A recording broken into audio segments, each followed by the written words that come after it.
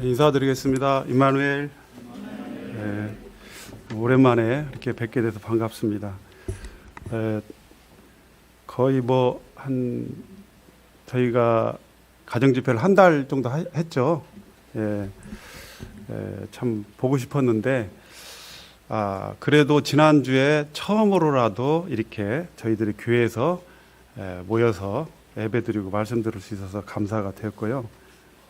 좋았습니다. 저는 저희 가정에서 저희 가족들끼리 모이고 또 중간에 형제님 가정 한 분 이렇게 오셔가지고 같이 하고 또 또 한 주는 청년 자매가 하나 또 저희 집에 오가지고 같이 예배를 드리게 됐습니다. 지난주에 와서 참 좋았는데요. 그래도 아쉬워요. 그냥 제가 지난주에 이제 예배 드리고 또 참 이렇게 복음 상담이 있어가지고 또 이제 상담을 하다 보니까 물론 성도님들도 식사 안 하시니까 바로 다 가셨죠. 도대체 가셨는지 어떻게 또 뭐 남아서 어떻게 교제했는지 제가 이제 하니까 청년들만 남고 지하에서 이제 아무도 없을 것으로 생각하고 집에 돌아가는데 예배드리고 상담하고 구도자 상담하고 바로 집으로 직행하는구나. 그래서 굉장히 허전하더라고요. 그래서 하루속히 이제 식사도 예찬도 하는 그런 때가 됐으면 좋겠고 마음 잡고 이렇게 또 악수도 한번 하고. 근데 저도 아직까지는 악수를 하면 안 되는데 습관적으로 이렇게 손이 나가요. 그러다 보니 이거 철수할 수도 없잖아. 한번 나온 거. 그래서 하다 보니까 또 철수하기도 좀 어중간하고. 근데 상대방에서 또 반갑게 또 내가 괜히 손 내밀었나? 상대방한테 미안한 마음이 들었는데 또 상대방이 바로 손을 잡아주시니까 제가 조금 덜 미안하기도 하고 아직까지 모든 게 어색하기도 합니다.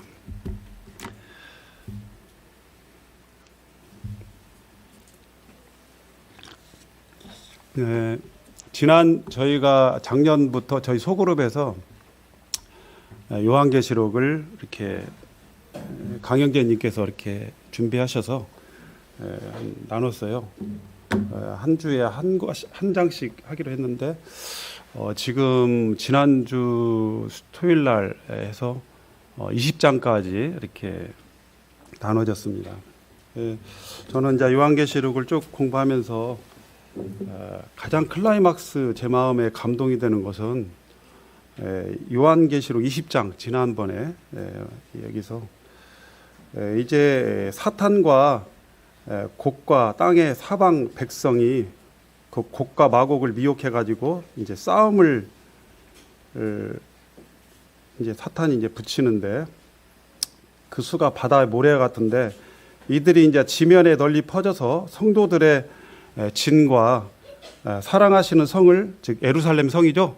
이걸 두르니까 마치 이제 예루살렘 성하고 성도들이 모여 있는 곳을 사단과 그의 이제 수하들, 그의 군대들이 사방 백성을 모아가지고 그 군대들이 이제 일제히 공격을 하는 겁니다. 예루살렘 성을 일제히 공격하고 사랑하는 성도들의 진을 일제히 공격하는데 이때는 하나님께서 아주 가시적으로 볼 수 있게 또 그리고 지금 이 은혜 시대처럼 이렇게 소극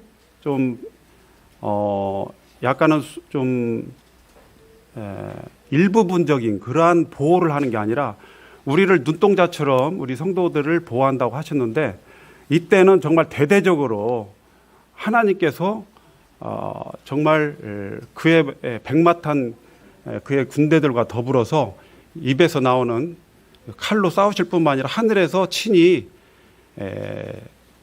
이 불을 내리셔서 이제 이 사탄과 그의 그 군대들을 완전히 태워버리는 이와 같은 것이 바로 요한계시록 20장에 나와요. 자, 이것을 보면서 사단이 천년왕국이 다 끝나고 나면 이제쯤은 이제 자기가 이제 고개를 숙이고 하나님 앞에 항복할 만도 할 법한데 천년왕국 끝나고 잠깐 하나님께서 무적행을 열어주니까 또 나와가지고 이제 땅의 사방 백성을 미혹해서 하나님의 사랑하는 이 성과 성도들의 진을 갖다가 둘러서 이제 완전히 말살하려고 하는 그러한 사단의 끈질긴 그러한 모습을 보게 됩니다. 그때 하나님께서는 적극적이고 대대적으로 그의 사랑하는 사람들을 보호하기 위해서 두 팔 걷어 붙이고 나서는 모습이 이렇게 나와요. 그래서 정말 우리 형제 자매들이 이게 상상이 됩니까? 하늘에서 불이 내려와 가지고 다 태워버린다는 거예요. 이게 영화에서나 볼 법한 어마어마한 그 군대를, 매덕이 될지 모르는 그 엄청난 군대를, 바다 모래같이 많은 그 수많은 군대를 불을 통해서 하나님께서 태우시는 모습. 우리는 하나님의 대장 되신 우리 주님을 따라서 우리 성도들은 백마를 타고 뒤따라가면서 이제 그 전쟁을 우리가 직접 이렇게 참전해서 그 현장에 우리가 있게 된다는 것이죠. 참 너무나 그래서 하나님 앞에 제가 예배 시간에 이 말씀을 통해서 감사를 드렸습니다. 그래서 하나님께서 얼마나 그의 사랑하는 자녀들을 사랑하시고 유하시는지 가시적으로 똑똑하게 보여주시는 그런 모습을 보면서 감사가 되었습니다. 사단 마귀는 우리의 잠언 말씀을 이렇게 보게 되면 24장 말씀을 한번 열어서 보겠습니다.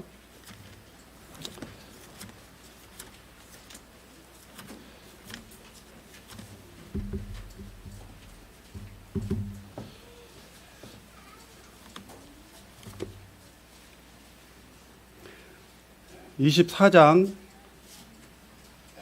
11절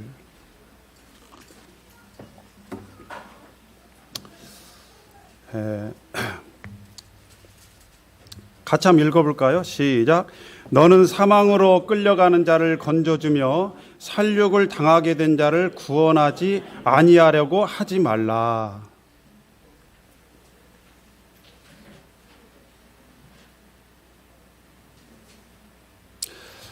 신명기에도 율법에 보면요, 네 원수가 나귀의 짐을 싣고 가다가 이렇게 쓰러지면 가만히 있지 말고 가서 도와주라고 그런 말씀이 있습니다. 제가 그 말씀을 정확하게 단 하나하나를 정확하게 표현할 수는 없지만 기억을 못하니까. 그런데 이게 하나님의 자비하심이죠. 근데 여기 11절에 보면 사망으로 끌려가는 자, 그 다음에 살육을 당하게 된 자를 구원하지 아니치 말라 이렇게 말씀하시고 건져주라고 이렇게 말씀하셔요. 그러면 우리가 지금 이 영적인 이런 분별로 볼 때 이러한 사람들은 어떤 사람일까? 어떤 사람일까요? 바로 사단 마귀가 계속해 우는 사자처럼 우리 인간들의, 우리 영혼들의 목숨을 노리고 있고 지옥으로, 멸망으로 끌고 가는 이와 같은 모습입니다. 저는 성도님들 앞에 이제 부끄러운 과거 하나를 고백을 드리고 싶어요. 저는 지금 제가 대학교 1학년 때, 하나는 고등학교 3학년 때 겪은 일인데, 친구 둘이 있습니다.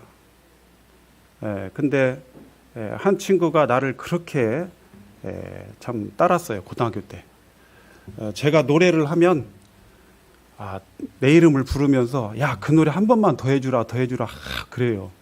제가 그때는요, 죄송합니다만 영적인 신령한 노래만 부른 게 아니라 내가 좋아하는 가수의 노래도 불렀었어요. 그래서 그 가수의 그 노래를 부르면 그 가사도 참 멋졌거든요. 야, 성우가 한 번만 더 불러주라. 또 불러줬어요. 그럼 좋아해요. 또 하고 나면 또 한 번 더 불러주라. 그렇게 저를 따랐어요. 왜 이렇게 저를 좋아했는지 모르겠어요. 그래서 자기 집에도 데리고 가고 했던 그 친구인데, 제가 그때는 정말 철이 너무 없었는가 봐요.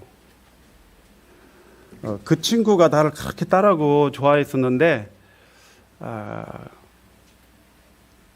그 친구한테 복음을 전하지 못했어요. 참 부끄러운 일이죠. 그래가지고 저는 이제 대학교 1학년 들어오고 그 친구는 재수를 했어요. 근데 여름철에 제가 집에 있는데 제 동네 친구 하나가 저희 집에 들어왔어요. 마당으로 들어오면서 저한테 그랬어요. 상우가 저기 연희가 죽었다더라. 그래요. 누구? 이연희. 그 친구가 이연희예요. 뭔 일이야? 왜? 언제? 그랬더니 저는 이제 대학교 2학년인데 걔는 이제 재수해서 대학교 들어와가지고 여름철에 진안에 물놀이 갔어요. 죽도라는 곳에. 그런데 그 죽도에 물놀이 갔는데 그 죽도 물이 마침 비가 와가지고 불었는가 봐요. 물살이 좀 셌는가 봐요. 근데 거기를 건너다가 친구들하고 놀러 갔다가 건너다가 물살에 휩쓸려서 죽었다 하는 거예요. 제가 그 소식을 듣고 나서 정말 한동안은 믿어지지 않았어요. 그리고 한 몇 년 동안을 제가 굉장히 그 어떤 죄책감에 이렇게 자책하는 마음으로 시달렸어요. 그러니까 그 친구는 우리는 분명히 알잖아요. 예? 예, 분명히 아는 거예요. 뭘 알아요? 내 이름의 해가 분명히 동쪽에서 뜹니까 안 뜹니까? 뜨죠. 이와 같이 분명한 사실이에요. 그는 분명히 지금 지옥에서 그 불구덩이 속에서 뭘 생각할까? 나를 원망하지는 않을까? 이 생각을 제가 하는 거예요.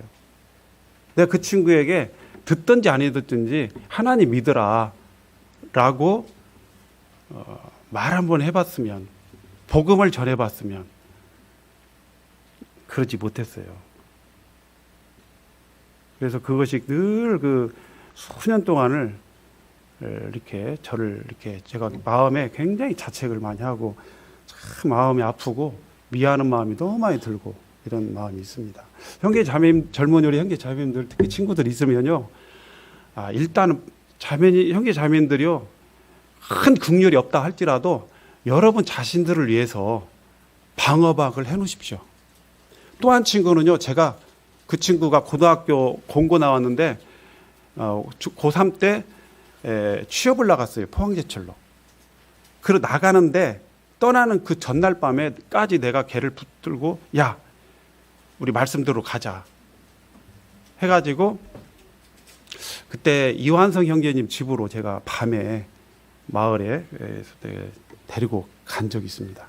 어쨌든 걔를 마지막이다. 너는 오늘이 이제 가면은 예수님 믿기 어렵잖아요. 그렇게 해가지고 끝까지 이렇게 걔를 인도해 보려고 이렇게 했었는데 않았습니다. 그러나 그 친구에 대해서는 뭐 제가 전혀 마음이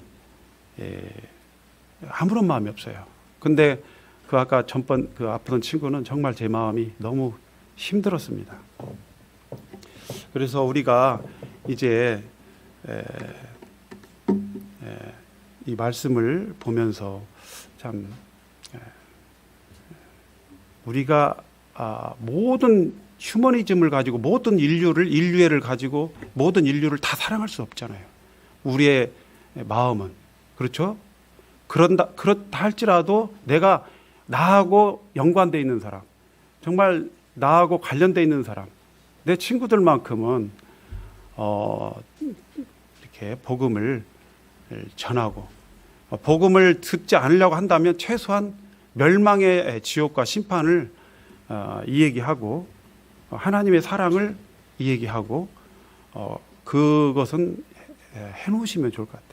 해놓으시면 좋은 게 아니라 제 말을 잘못했어요. 꼭 해야 될 것 같습니다. 후회합니다. 후회해요. 정말 후회해요. 그래서 오늘은 이제 전도자 말고라도 우리가 꼭 전도자가 모든 것을 전도자는 다를 것이다라고 생각할 수 있거든요. 근데 전도자도 아무 생각이 안 날 때도 많고요. 어리석게 이렇게 상담할 때도 참 많습니다.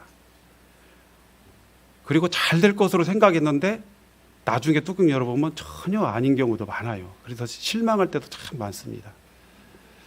어쨌든 그렇지만 우리가 상담은 우리가 어느 정도 할 수 있을 정도로 기본적인 것은 할 수 있을 정도 돼야 되지 않겠나 이런 생각을 하죠.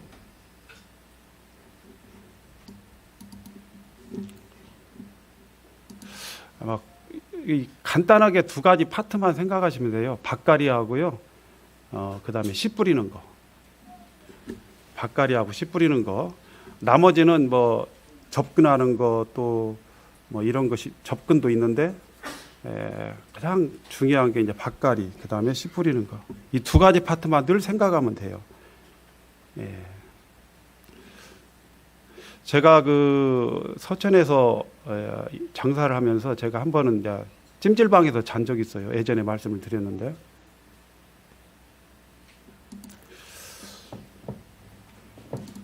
찜질방에서 잔 적이 있는데 어떤 한 분을 만나게 됐어요, 우연히. 근데 그분하고 얘기하던 중에 꽤 오랜 세월이 흘러서 제가 기억이 잘 안 납니다만은 저는 믿음으로만 구원을 받는다고 했어요. 근데 그분은 어떻게 믿음으로만 구원받냐?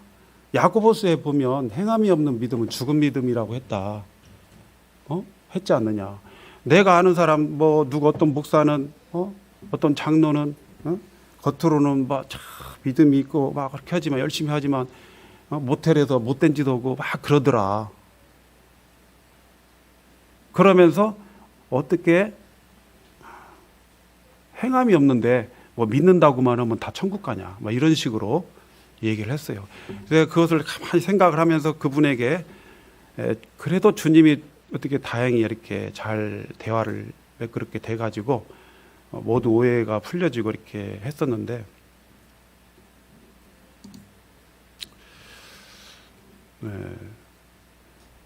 그러면서 이제 갑작스럽게 이런 질문을 받으면 형제 자매님들은 이제 상담하던 중에 어떻게 하실 거예요?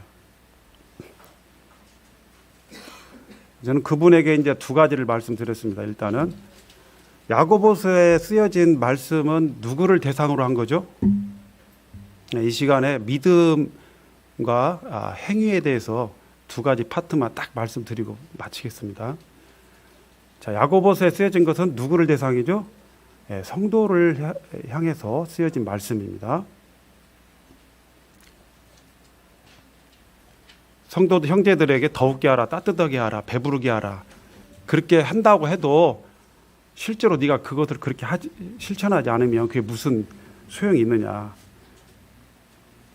네가 가진 믿음이 무엇이 되겠느냐 하면서 행함이 없는 믿음은 죽은 믿음이라고 했죠.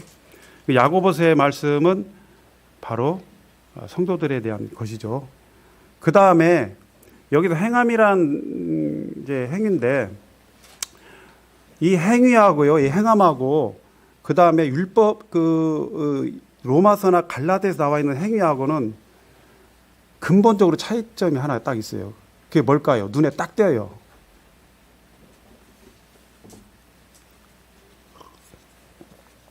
그게 뭐죠? 앞에 타이틀이 붙어 있어요. 하나는 갈라디아서와 그 로마서에는 율법의 행위라고 율법이란 단어가 딱 정확하게 찍혀 있어요. 율법의 뭐다고요? 행위예요. 야고보서는요, 아무리 둘러봐도 율법이란 단어가 앞에 타이틀이 없어요. 그러니까 갈라디아서, 로마서에 두 번 나오고 사람이 의롭게 되는 것은 율법의 행위로 말미암지 아니하는 걸 우리가 인정한다고 말씀하시고, 그렇죠? 갈라디아 말씀도 율법 아래 있는 자는 저주 아래 있다고 하고 사람이 의롭게 되는 율법의 행위에 있지 않다고 하고 이렇게 말씀을 하시는데 이 야고보서에 있는 이 행함하고 이 갈라디아서하고 로마서에 갈라디아 6번 나오죠. 로마서에 갈라디아 나온 이 행위하고는 물론 글자도 행위고 행함이지만 글자가 좀 차이가 있지만 근본적으로 차이가 있다는 거예요. 뭐예요? 하나는 율법이란 단어가 붙어 있고 하나는 그것이 없어요. 그러니까 야고보서에 나와 있는 행함은 그 행함을 하는 대상이 누구다? 달라요. 갈라디아서하고 로마서에 해당되는 그거하고. 갈라디아서, 로마서에 나오는 그 율법의 행위는 누가 하는 거예요? 불신자들이 하는 거예요. 맞습니까? 야고보서는요. 믿는 구원받은 하나님의 자녀들이 하는 것이죠. 소리가 안 들린가요?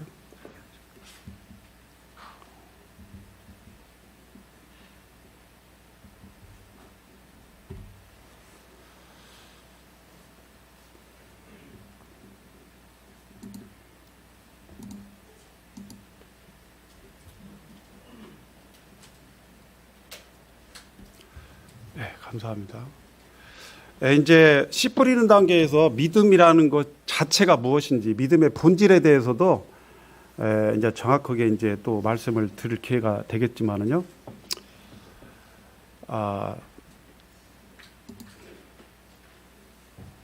행위에는 두 가지 행위가 있는 거 아시나요? 행위에는 두 가지 행위. 물론 글자 끝부분이 조금 다르지만 하나는 율법 행위고 하나는 믿음의 행함. 행위라고도 말할 수도 있겠지만 행함, 행위. 두 가지예요. 몇 가지 있다고요? 두 가지. 전도 상담자들은요, 이렇게 생각을 하셔야 됩니다. 어려운 것은요, 더 쉽게 풀어서 얘기를 해야 되고, 쉬운 것은요, 더 쉽게 풀어서 생각해야 된다고 항상 그 생각을 하고 있어야 돼요. 그러니까 내가 알고 있기 때문에 저 사람도 쉽게 알 수 있을 거다. 이건 너무 쉽기 때문에 내담자도 이해할 수 있을 것이라 이렇게 생각하면 발전이 없습니다. 왜 그러냐면요. 제가 만약에 절에 갔을 때 불경을 갖다 불법을 설파를 받는다고 해봅시다. 제가 이해할 수 있나요? 이해 안 돼요. 왜? 용어들이 너무 생소하니까. 우리가 그 이해력이 빠른 사람들은 장단점이 있고 이해력이 늦은 사람들도 장단점이 있습니다. 이해력이 빠른 사람들은요, 모든 새로운 지식들을 빨리빨리 흡수를 할 수 있어요. 근데 그런 장점이 있는데 단점이 있어요. 그게 뭘까요?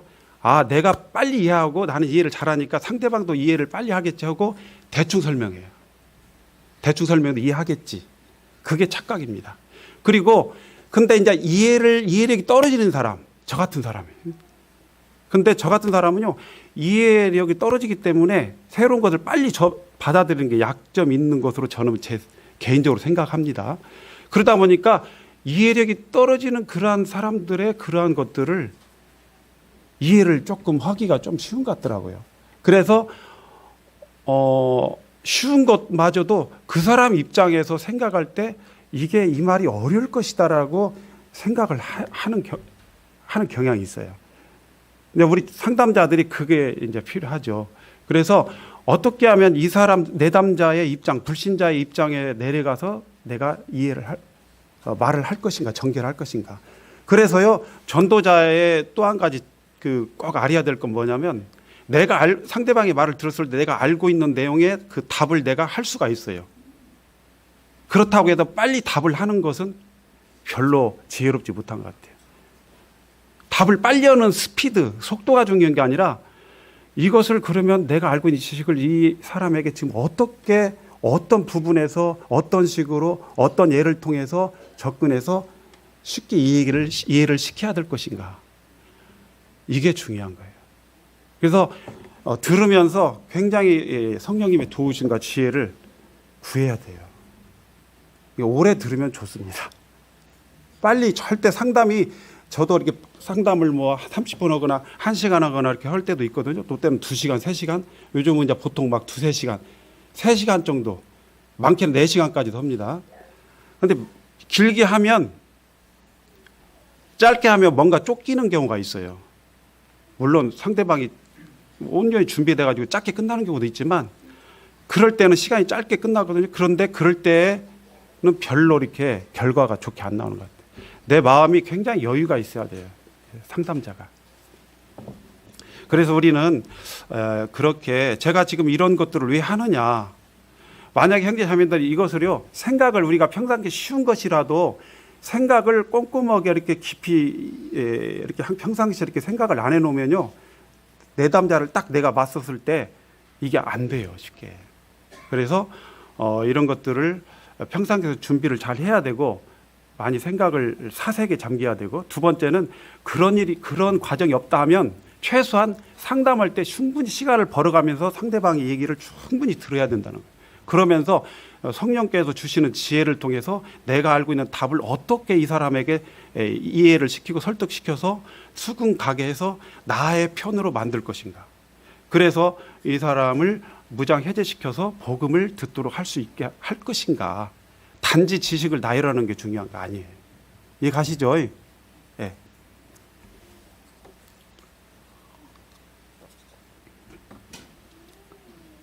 그래서 답을 바로 해줄 수 있지만 왜 그렇게 생각하시죠? 이렇게 한번 물어볼 수가 있잖아요. 그러면 이 사람이 그렇게 생각하게 되는 그런 것들을 막 얘기하다 보면 나는 이미 그 사람의 말을 통해서 답이 나왔어. 내가 이 답을 해줄 수 있는데, 답도 해줄 뿐만 아니라 이 사람이 그렇게 생각하는 이유, 장애물, 이 사람들 그 생각하는 이유가 바로 그 사람의 하나님 앞에서, 복음 앞에서 그 사람 마음을 막고 있는 장애물이거든요. 이유가 장애물 되는 거예요. 그게. 그 장애물, 그럼 나는 서서히 그냥 들었잖아. 답을 알고 있잖아. 들었잖아요. 알고 있으니까 걷어내면 되는 거예요. 이해 가시죠? 예. 그래서 이제 두 가지 행위인데, 첫 번째는 율법 행위인데, 이 가로쳤어요. 이게 뭔 단어가 들어가야 될까요? 예? 예, 여기는 단어가 율법을 기초로 해서, 시간 관계도 제가 말씀드리겠습니다. 율법을 기초로 해서 그와 관련돼서 나타나는 행위예요. 반드시 뭐예요? 율법을 근간으로 해서 됩니다. 반드시 율법과 뗄래야 뗄 수가 없어요. 그래서 율법의 기초에서 자기 행위로 어디에 이르려고 하는 사람? 의에 이르는 사람. 자, 율법의 기초에서 자기 행위로 어디에 이르려고 하는 사람? 천국에 이르려 하는 사람이에요. 그래서 이 율법의 행위는요, 야고보서에는 없습니다. 이 단어가 로마서하고 갈라디아서에만 있어요.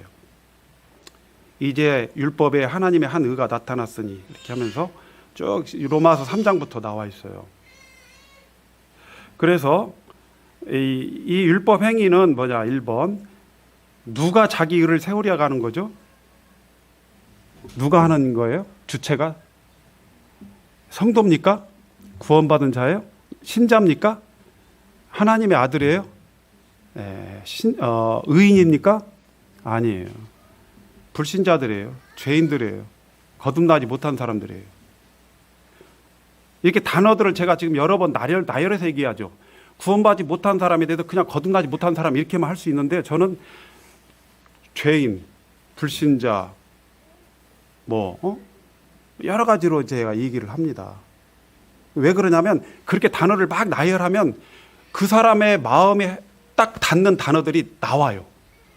이해 가십니까? 이게 이 종이다 쓸 때 단어들을 여러 개 나열을 하는 게 좋아요. 구원받은 사람이라고 하면 의인, 하나님의 자식, 거듭난 사람, 그다음 천국 간 사람, 천국 백성, 여러 가지를 막 잡다하게 써놓으면요, 이 글씨를 보면서, 이 단어를 보면서 자기에게 해당되는 딱 더 마음이 가는 단어들이, 자기에게 딱 닿는 단어들이 있어요. 누가? 불신자들이, 내담자가. 그래서 그런 것들 의도적으로 쓰면 좋겠습니다. 그래서 갈라디아 3장 10절에 보면 율법에 행위 있는 자는 어디에 있어요? 저주 아래 있죠. 만약에 행위가 없다면 이런 사람들은, 율법의 행위를 따르는 사람들은 행위가 없다면 어떻게 되죠? 법대로 심판받고 처벌받게 되죠. 그리고 율법의 행위, 이 행위를 일으키는 원동력은 뭡니까? 바로 율법이에요. 너무 쉬운 말을 하고 있죠. 구두자들한테도요, 내가 알고 있어 이렇게 하는 게 아니라, 이렇게 그냥 쉬운 것을 반복적으로 얘기해 주는 거예요. 이렇게 자꾸. 어려운 단어를 쓸 필요가 없어요. 쉬운 단어. 그냥. 마음이 나귀처럼 꼿꼿해가지고 네가 나를 어떻게 해볼래? 나는 너한테 절대 안 넘어가. 이런 사람은요, 천하 없는 전도자도 안 됩니다. 저도 그런 사람들은요, 딱 머릿속에 전략을 세워요. 이 사람은 오늘 한 30분 정도짜리 상담자 이렇게 딱딱 해요. 그래가지고 우리 적당히 이렇게 칭찬해주고 격려해주고요. 다음 파스에 볼 수 있도록 또 이렇게 약속을 정하고 이렇게 전략을 벌써 짭니다. 전략을 짜야 돼요. 아무 생각 없이 막 상담하는 게 아니라 이 사람을 얼마만큼 내가 오늘 시간을 낼 건가, 또 얼마만큼 만날 것인가, 오늘 그냥 완전히 끝내버릴 것인가, 이런 식으로 머릿속에서 이게 이제 쭉 대화를 들으면서 이게 생각을 하는 거죠. 자, 믿음의 행위를 보겠습니다. 오직 뭐에만 연관되어 나타나는 반응이죠? 이것도 쉽죠? 뭡니까? 앞에 나왔어요. 빨간 글자. 믿음에만 연관되어 나타나는 반응. 믿음에만 연관되어 나타나는 행함. 믿음에만 연관되어 나타나는 순종. 이라고 볼 수가 있습니다. 야고보서에 언급되어 있고요. 대상은 누구예요? 이 믿음의 행함을 할 수 있는 이 사람은요, 거듭나지 못한 불신자들은 절대 할 수 없습니다. 구원받은 성도, 의인, 하나님의 자녀, 기타 등등 막 말을 넣으면 돼요. 자, 믿음이라는 것은 특성이 있습니다. 이건 망고진리의 하나님의 말씀, 동전의 양면이에요. 그래서 동전에 앞면이 있는데 뒷면은 없을 수 없죠? 이렇게 설명을 우리가 개념을 갖고 있으면 됩니다. 그래서 동전 앞면은 있는데 뒷면을 없앤다. 뒷면 없어도 돼. 나 이 진리를 무너뜨릴 거야. 뒷면을 없애면 어떻게 되죠? 딱 찌그러졌어요. 뒷면을. 그러면 동시에 뭣도 찌그러들어요? 앞면도 찌그러져서 없어지는 거예요. 뒷면을 피면 앞면도 펴지는 거예요. 이것은 같이 가는 거죠. 믿음이 없으면 행함도 없는 거고, 행함이 없다는 건 믿음이 이미 존재하지 않는 거고 무효야. 믿음 자체가 살아있지 못한 거고 죽은 믿음이에요. 찐빵송이 안고 몸과 영혼. 영혼이 있는데 몸이 없다. 몸이 있는데 영혼이 없다. 머리는 있는데 몸통은 없다. 몸통은 있는데 몸통은 없는데 머리는 있고, 몸통은 있는데 머리는 없고, 이렇게 될 수 있습니까? 안 되죠? 헷갈리네요. 그래서 이것을 분명하게 생각하시면, 구원받는 신자들의 믿음의 행함, 이것은 성도들의 순종을, 행함을 가능케 하는 믿음이라는 거예요. 아브라함, 바로 야고보서 2장에 나와 있죠. 아브라함이 하나님을 믿음으로 말미암아 그 아들 이삭을 번제로 드릴 수 있었죠. 약속을 했기 때문에 하나님께서는 그런 죽은 자 가운데 살릴 수 있으라는 믿음이 있었어요. 그래서 그 말씀을 기초로 해서 그가 반응을 보인 거예요. 믿음을 가졌고, 자, 말씀을 기초로 해서 세 가지가 있죠. 믿음이 반응을 해서 행함이 나오는 거죠. 이렇게 세 가지가. 자, 여기 보면 새 신자. 우리 구원받을 때 예수님을 믿죠? 예수님을 믿죠? 하나님 창조의 주, 구원의 주, 그 다음에 생명의 주, 영생의 주, 부활의 주, 재림의 주로 영접하죠. 알고 있죠? 저는 이 모든 것들 다 써놓습니다. 노트에다가 다 보여줘요. 이러한 분이 이 예수 말고 이 세상 또 어디 상천하지에 또 있느냐? 있으면 그분 믿어라. 자, 창조주, 구원의 주, 생명의 주, 구속의 주, 부활의 주, 다 나왔잖아요. 재림의 주. 빠진 게 뭐가 있습니까? 이 모든 것의 주인이에요. 예수님은. 그 모든 것들을 적어 놓는다는 것은 그 마음속에 벌써 박히게 하는 거죠. 자, 눈으로 보면서 벌써 생각을 하는 거예요. 이 모든 것의 주인이구나. 그럼 그가 예수님 믿고 구원받을 때, 이 모든 것의 주인이기 때문에 그의 삶이 아주 비약적으로 크게 변화가 될 수 있는 가능성이 높아집니다. 그래서 구원받은 이후의 삶까지도 고려해서 그 모든 것을 다 써놓는 거죠. 예수 믿고 천국 이렇게 예수님의 죽으심에 대해서만 얘기하는 게 아니라 그 모든 것들을 다 말씀을 드립니다. 근데 이 믿음은, 예수님을 믿는 믿음도 사실은 앞면이 있는데 뒷면이 있어요.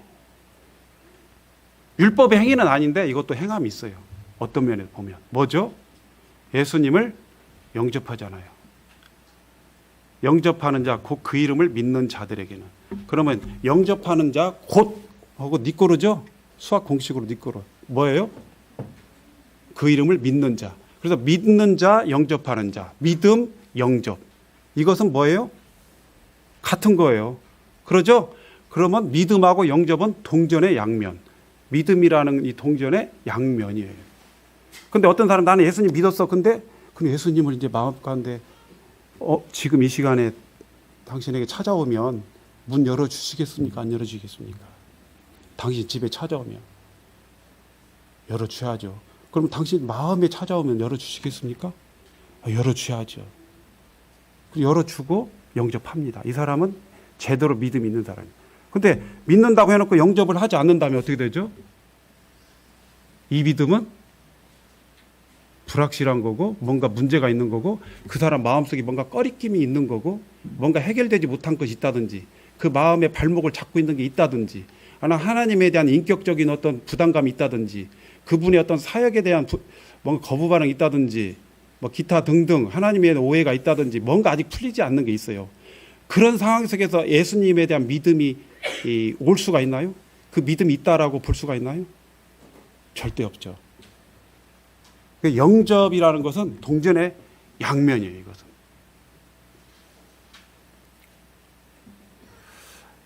만약 행함이 없다면 어떻게 되죠? 율법 행위는 행함이 없다면 심판받죠? 네, 멸망의 지옥에 갑니다. 그러나 상급을 상실하게 됩니다. 여기 믿음의 행함은. 행함, 순종을 일으키는 원동력이 뭐죠? 믿음입니다. 불타는 지옥에 마가복음 9장 48절에 보면 거기는 구더기도 죽지 않고 불도 꺼지지 아니하느니라 사람마다 불로서 소금치담을 받느니라라고 말씀을 하셨는데 여기서 소금치담을 받는다는 말씀이 무슨 말씀이나요? 예? 불로서 소금 절이듯 하겠다라는 겁니다. 여러분 소금 절이듯 한다. 김치 담을 때 어떻게 하죠? 배추를? 소금물에다 완전히 절이죠? 담가버리죠? 하나님께서요, 이 불 속에다가 완전히 담가버리는 겁니다. 우리의 사랑하는 사람들이, 내가 알고 있는 사람들이 그곳에 간다는 거예요. 불 속에 아주 불 위에서 이렇게 뛰는 게 아니에요. 불 속에 퐁 빠져가지고 거기서 사는 거예요.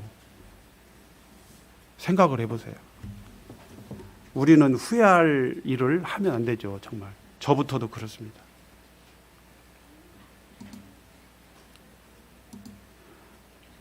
제가 이제 어제도 복음 이렇게 전하면서 야, 천국 가는데 천국 가려면 듣기로는 이제 학생이거든요. 너가 듣기로는 믿음으로 천국 가는 것 같아. 행함으로 천국 가는 것 같아. 근데요, 이 질문은요, 예수님 안 믿는 사람도, 교회 안 다니는 사람도 대부분 다 정답을 얘기하더라고요. 제가 지금까지 행위로요 하는 사람은 한 사람도 못 봤어. 그만큼 믿음이란 단어가 기독교에서는 아주 핵심이죠. 믿음, 소망, 사랑. 그 중에 제일은 사랑이라. 하도 많이 들었잖아요. 믿음 좋다. 저 집사님 믿음 좋아. 다 믿음으로 간다고 딱 그렇게 해요. 이게 정답이 나올 수 있는 질문이죠. 아까 지난 시간에 제가 말씀드렸죠. 상담자는 항상 헷갈리게 하는 질문을 하면 안 된다. 답이 쉽게 나올 수 있는 걸 질문해야 된다. 믿음으로요. 그러더라고요. 네, 맞습니다. 믿음으로. 근데 위의 진리의 이 말씀, 이 믿음으로만 구원을 받는다는 이 말씀에서 오직 믿음으로만이라는 것은 무엇을 염두에 두고 그렇다면 한 말씀일까요? 제가 아까 야고보서 말씀도 했고 로마서 갈라디아 말씀도 생각했어요. 인용했어요. 무엇을 우리가 염두에 둬야 되죠? 전도자가, 상담자가 뭐에 대한 그 대조로? 예? 그렇죠. 뭐의 행위? 율법의 행위를 의식하고 지금 얘기하는 거예요. 여기는 성도 행함이 아니에요. 그래서 율법의 십계명 613족의 이것을 지켜서 하는 이것을 지켜야만이 구원받을 수 있다는, 그래서 이 율법에 나온 대로 온갖 것을 다 지켜 행하려고 몸부림치고 이것저것 해보고 하는 이 노력, 이 행동이 이것으로는 아니다. 믿음으로만이다. 이게 돼야 돼요, 머릿속에. 그래서 야고보서하고 갈라디아서나 로마서에 나온 이 행함 이것하고요, 이 행위하고 이거하고 이렇게 혼동이 되면 안 돼. 섞어 있으면 안 됩니다. 우리는 상담자들은 반드시 분리가 돼 있어야 돼요. 이해 가시죠? 율법의 행위하고 하나는 믿음의 행함. 그래서 사람이 의롭다 하심을 얻는 것은 율법의 행위에 있지 아니하고 믿음으로 되는 줄 우리가 인정하노라. 자, 이제 여기까지 이제 믿음의 행위 두 가지 행위를 얘기했어요. 자, 여기까지 하고 두 번째. 자, 그러면 믿음도 두 가지 믿음이 있는 거 아십니까? 믿음에도 두 가지 믿음이 있어요. 이제 형제 자매는 다 알고 있어요. 근데 이제 이것을 머릿속에 평상시에 정립을 해놓는 것이 좋다고 생각을 합니다. 자, 그러면 믿음에도 두 가지 잠깐 보겠습니다. 두 가지 믿음이 있죠? 1번, 2번. 1번은 뭐죠?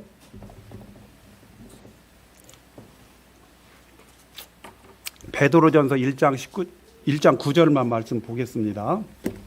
베드로전서 1장 9절.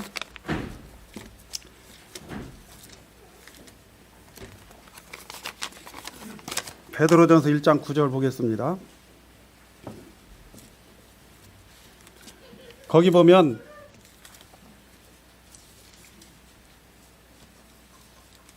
베드로전서 1장 9절, 죄송합니다. 1장 후서라고 있죠? 1장 9절. 베드로전서 1장 9절. 자, 8절도 보면 8절부터 보면 예수를 너희가 보지 못하였으나 사랑하는도다. 이제도 보지 못하지만 말할 믿고서 믿을 뿐만 아니라 어때요? 말할 수 없는 영광스러운 즐거움으로 기뻐한다. 그래서 우리가 예수님을 보지 않았습니다만 믿어요. 그리고 그 믿음의 결과가 뭐냐, 반응이 뭐냐면 기뻐하는 거예요. 즐거워하고. 믿음의 반응입니다. 행함입니다. 행함이라고는 좀 단어가 좀 어색하고 반응이라고 보면 되겠죠. 그리고 믿음의 결국 곧 뭐예요? 영혼의 구원을 받음이라. 그래서 여기에 믿음 뭐냐면 영혼을 구원하는 믿음이에요. 히브리서 10장 39절에도 이런 말씀이 있어요. 우리는 뒤로 물러가 멸망할 자가 아니요 오직 영혼을 구원함에 이르는 믿음을 가진 자니라. 자, 성경에 분명히 나와 있죠? 제 말이 아닙니다. 하나님 말씀이에요. 영혼을 구원하는 믿음이 있어요. 그 다음에 두 번째는 가장 쉬워요. 그 밖의 믿음이에요. 네. 뭔 믿음이요? 네, 그 밖의 믿음입니다. 그 밖의 믿음에는 몇 가지가 있어요? 네 가지가 있습니다. 네 가지. 그래서 첫 번째는 하나님의 존재를 믿는 믿음이에요. 니고데모와 같은 사람, 고넬료와 같이 하나님을 경외하고 온 가족이 기도하고 또 그 다음에 구제하고 하는 일에 힘쓴 이와 같은 사람, 하나님을 존재를 믿지 않나요? 믿죠? 니고데모가 하나님의 존재를 믿지 않나요? 믿어요. 귀신도 네가 하나님은 한 분이신 줄 믿느냐? 잘하는도다. 귀신들도 믿고 떤다 그랬어요. 자, 그런 이런 사람들은 하나님의 존재를 믿어야 안 믿어요? 믿어요. 그럼 이 사람 구원 받나요? 이걸로만 안 되죠. 뭐예요? 그러나 무엇은 그대로? 죄는 그대로 구원받지 못하고. 나는 하나님 존재를 믿는다고 막 당당하게 막 자랑스럽게 하는 사람은요, 대단히 참 훌륭하십니다. 그러지도 못한 사람도 많은데 하나님 존재를 믿는 거, 하나님을 경외하는데 참 너무 하나님 기뻐하실 것 같아요. 근데요, 선생님 죄송합니다만 죄는 그대로 있습니다. 하나님이 존재하는 것만 가지고는 내 죄가 없어지지 않아요. 그걸 믿는다고 없어지지 않아요. 죄는 그대로예요. 그죠? 두 번째 믿음 뭐죠? 신체 치유에 대한 믿음. 사도행전 14장 9절에 보면 루스드라에 나면서부터 걷지 못하는 이러한 몸이 불편한 사람이 있었어요. 그래서 베드로가 이 사람을 보고서 뭘 봤죠? 그가 베드로 설교하는 것을 쫙 이렇게 들었어요. 그래서 베드로가 그를 봤어요. 베드로는 그를 통해 뭘 봤느냐? 그가 구원받을 만한 믿음이 있는 것을 봤다 이렇게 나와 있어요. 그럼 여기서 구원이란 건 무슨 구원이죠? 예, 여기 보면 나왔죠? 치유를 받을 수 있는 믿음이에요. 신체를 치유받을 수 있는 믿음이에요. 그러니까 이런 것도 굉장히 잘한 것이다 많이 높여주고 칭찬해 주지만 어때요?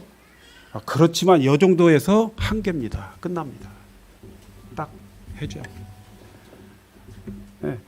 칭찬을 하지만 좌절도 필요합니다. 좌절시키는 것도 필요해요. 나는 안 되는구나. 오해된 믿음. 여기 보면 교회 다니십니까? 예수님 믿습니까? 그러면 믿어요. 그 사람은 그렇게 말하는 사람들 중에 대부분이 교회 다니는 것을 그냥 예수님 믿는 것으로 그냥 치부하는 경우가 많죠. 사람들 보세요. 예수님을 막 섬기고 하나님을 정성껏 봉양하고 마치 그 조상들 우리 부모들이 장독대에다가 뭐 물 떠놓고 막 빌듯이 이렇게 정성껏 봉양하고 섬기고 신주단지처럼 모시고 하는 그런 행위, 이런 것들을 믿는다라고 생각할 수가 있어요. 그렇죠? 자기 가정의 축복을 하나님 앞에 자기 기도했는데 새벽기도 그렇게 수년 동안 해왔는데 가정이 이렇게 자기 가정이 잘 되었다, 축복받았다, 이런 경험들을 이제 갖고 있으면서 자기는 굉장한 믿음이 있는 것처럼 생각합니다. 믿음이 있을 수 있어요. 근데 무슨 믿음이죠? 영혼 구원 믿음이나요? 그 밖에 믿음이에요. 이건 믿음이 아니에요. 망해가는 사업을 하나님 앞에 눈물로 기도했더니 그 사업이 다시 일어나게 됐다. 뭐 이런 식으로. 뭐 기타 등등. 기도 중 방언이 터졌다. 하나님 앞에서 어떤 중대한 일을 결정했다. 어떤 사람은 막 가슴이 뜨끈뜨끈하고 부흥의 시간에 말씀 시간에 아주 가슴이 뜨끈뜨끈하고 등골이 막 아주 불을 받은 것처럼 뜨거웠다. 뭐 이런 식으로 생각하는 사람들이 있어요.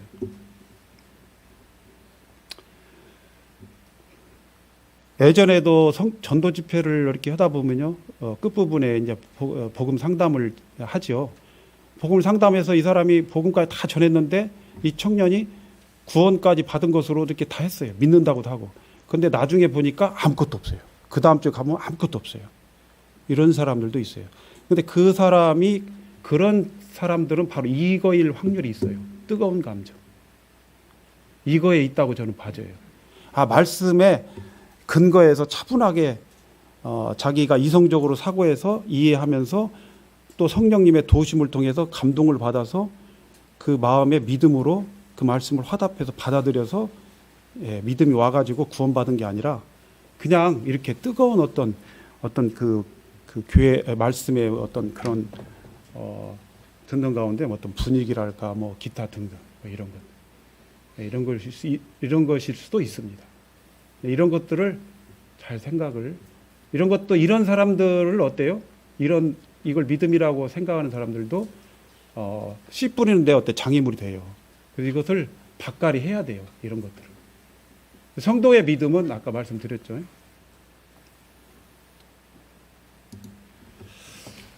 제가 마지막 이제 야고보서 한 말씀 보고 마치도록 하겠습니다. 야고보서 말씀 보겠어요.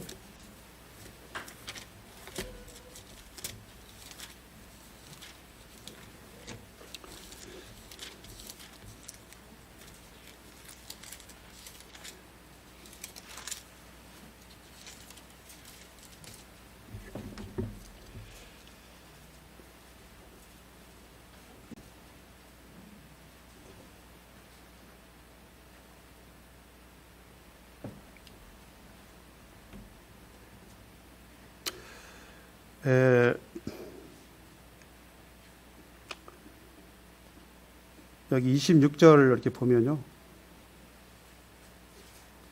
영혼이 없는 몸이 죽은 같이 행함이 없는 믿음은 죽은 것이다. 이렇게 되어 있어요. 먼저 여기 보면 제가 한번 말씀드려볼게요. 잘 들어보시고요. 판단해 보세요. 행함이 있는데 여기는 행함이 없는 믿음 이렇게 나왔잖아요. 이게 행함하고 믿음을 이렇게 두 개를 지금 대비해서 놨잖아요. 행함이 없는 믿음. 야, 행함은 없는데 믿음이 있는 사람 있나요? 행함은 없는데 믿음이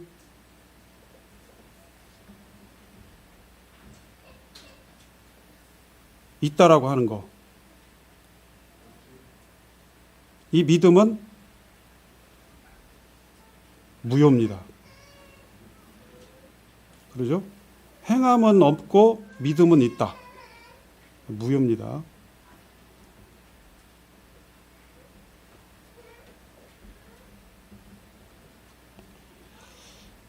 영혼 구원에 대한 믿음,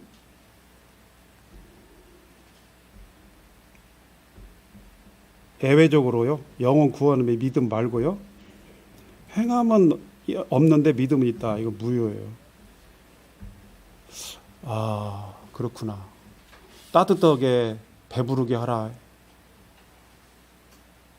말만 하고 그렇게 하지 못하면 믿음이 있다. 그러면서 믿음이 있다고 하면 그건 믿음이 아니구나. 생각할 수 있죠. 두 번째로요. 행함은 있어요. 근데 믿음은 없어. 그런 경우도 있나요?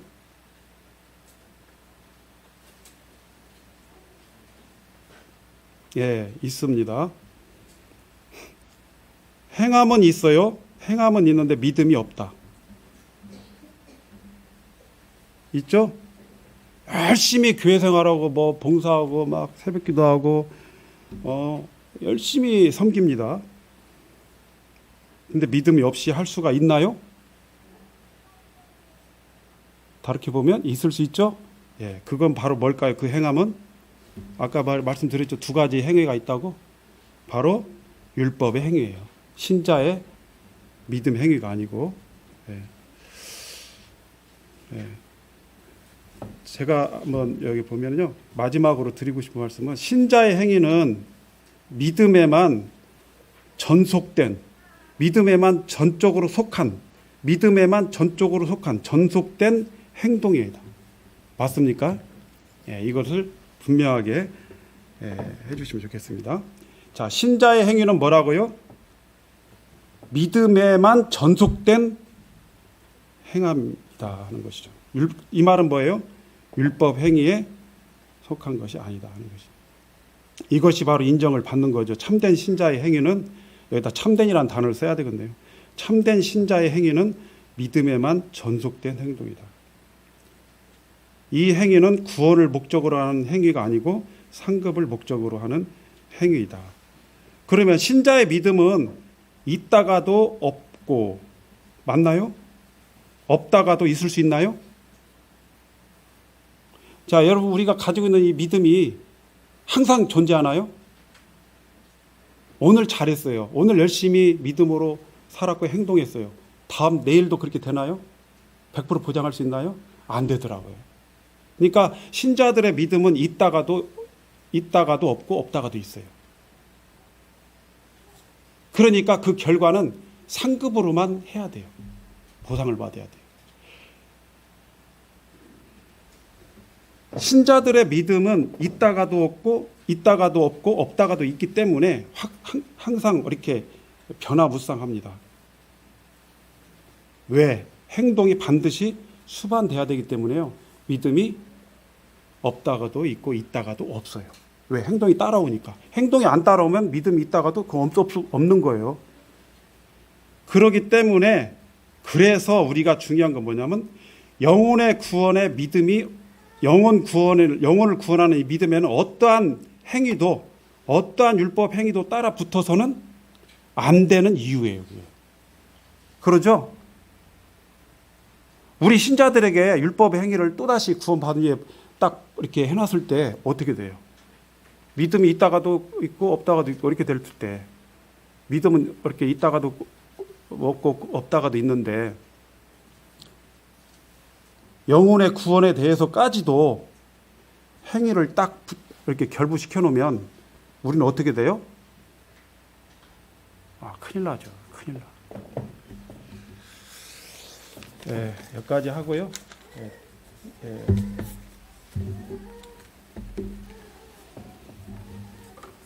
잠시 기도드리시고 마치도록 하겠습니다.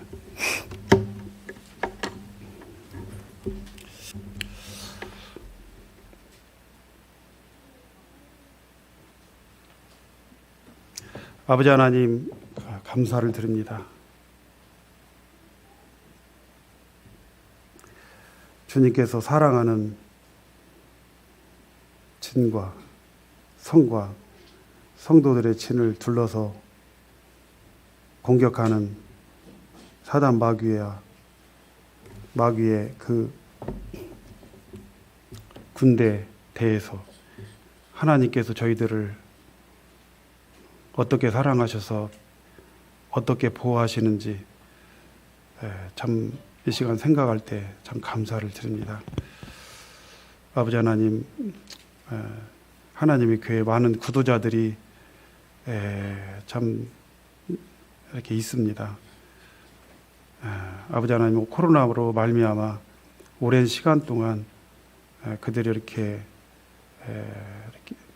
관계가 끊어지거나 또 찾아가지도 못하거나 또 말씀의 교제가 끊어지는 이런 상황 속에 있습니다. 그래서 참 염려가 됩니다. 이들이 더욱 마음이 더 이전보다 완악하게 되거나 강팍하게 되지 않기를 간절히 소원합니다. 아버지 하나님, 이러한 영혼들을 하나님의 교회에 붙여진 영혼만큼은, 이런 사람들만큼은 분명히 모두 다 구원받고 다 천국에 갈 수 있기를 간절히 소원합니다.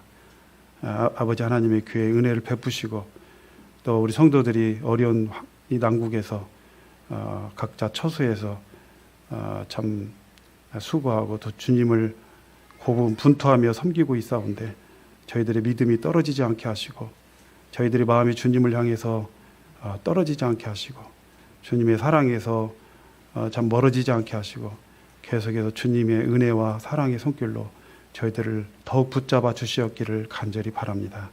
이 시간 말씀을 함께 나눌 수 있도록 해주셔서 감사를 드리며 사랑이 많으신 예수님의 이름으로 기도를 드립니다. 아멘.